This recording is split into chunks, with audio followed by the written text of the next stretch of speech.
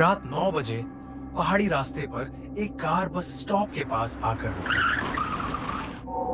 पीली street light में सन्नाटा और ऊंचे पेड़ों की परछाइयां कांप रही थी। श्यामलाल अपनी बेटी सीमा के साथ उतरा, ड्राइवर को पैसे देकर विदा किया और दोनों अपने ट्रॉली बैग लेकर स्टॉप पर खड़े हो गए। सीमा ने पूछा कि शिमला की बस यहीं मिलेगी। पिता ने भरोसा दिलाया, समय हो चुका है, कुछ ही मिनट में बस आएगी। कुछ देर बाद शिमला लिखी बस सामने आकर रुकी। कंडक्टर ने दरवाजा खोला और उन्हें भीतर आने का इशारा किया। सीट की चिंता पर कंडक्टर ने आसान लहजे में किराया लिया और उन्हें आराम से बैठने को कहा। बस चल पड़ी। अंदर ड्राइवर अनिल बस चला रहा था। कंडक्टर आगे बैठा था। बीच की सीट पर श्यामलाल, सीमा, ठीक सामने वाली पंक्ति में एक पिता पुत्री प्रताप और ज्योति शांत बैठे थे। सीमा को हैरानी हुई कि बस खाली बताई गई थी, जबकि सामने 2 यात्री बैठे हैं। वह डरावनी किताब खोलकर पढ़ने लगी। पिता ने टोक कर कहा, यात्रा में ऐसी किताबें मत पढ़ा करो। चलते बस में सीमा ने अचानक ज्योति की ओर देखा। एक पल को उसका चेहरा अस्वाभाविक होकर भयावह लगा। वह घबराकर चीख पड़ी। सीमा ने भूत देखने की बात कही, पर जब सबने देखा तो चेहरा सामान्य था। कुछ देर बाद उसने फिर नजर उठाई। इस बार पिता पुत्री दोनों के चेहरे विकृत और डरावने लगे। सीमा दोबारा चीख उठी।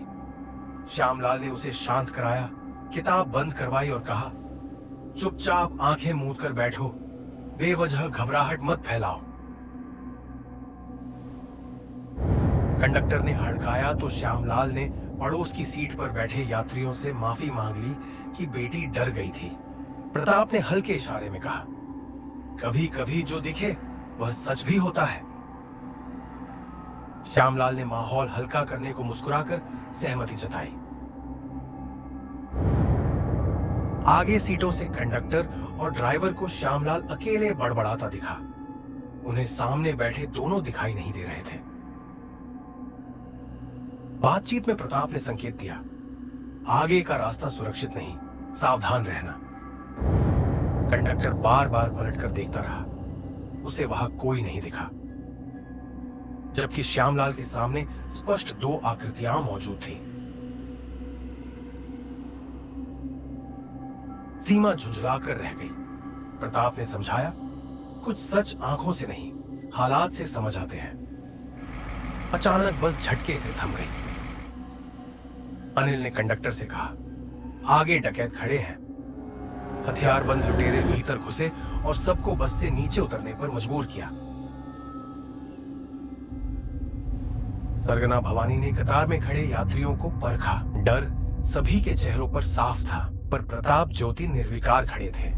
लुटेरों ने मजाक उड़ाते हुए गिनती की बात छेड़ी और फिर सीमा को घूरते हुए बेहुदा इरादे दिखाए। हवा में अनहोनी का दबाव और गाढ़ा हो गया। श्यामलाल ने कांपते स्वर में बेटी के लिए दया मांगी। वह किसी भी कीमत पर सीमा को बचाना चाहता था। जैसे ही भवानी ने सीमा की तरफ हाथ बढ़ाया, उसका हाथ हवा में ठहर गया, मानो किसी अदृश्य पकड़ ने थाम लिया हो। दूसरे हाथ को भी ठहराने वाली शक्ति उभरी। तब प्रताप और ज्योति सामने आए और भवानी के चेहरे पर दहशत छा गई। उसने उन्हें पहचान लिया। वे वही थे जिन्हें वह पहले मार चुका था। प्रताप ने ठंडे स्वर में सच बताया। उस रात उसकी बेटी के साथ अत्याचार हुआ और दोनों को गोलियों से मार दिया गया। आज न्याय होगा।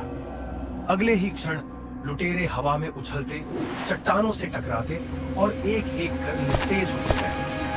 भवानी को प्रताप ने उठाकर जमीन पर पटका। वह धंसकर निर्जीव हो गया। श्यामलाल ने आंसुओं के साथ धन्यवाद कहा। प्रताप ने ड्राइवर कंडक्टर की ओर देखा।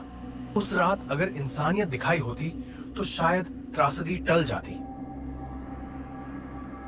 वे शर्मिंदा होकर माफी मांगने लगे। श्यामलाल ने पूछा, उनकी शांति के लिए क्या कर सकता है? प्रताप ने कहा, फैसला ऊपर वाला करेगा। लेकिन जब तक उनका वजूद इस रास्ते पर है, किसी निर्दोष लड़की पर अत्याचार नहीं होने देंगे। इतना कहकर वे दोनों धुंध में विलीन हो गए।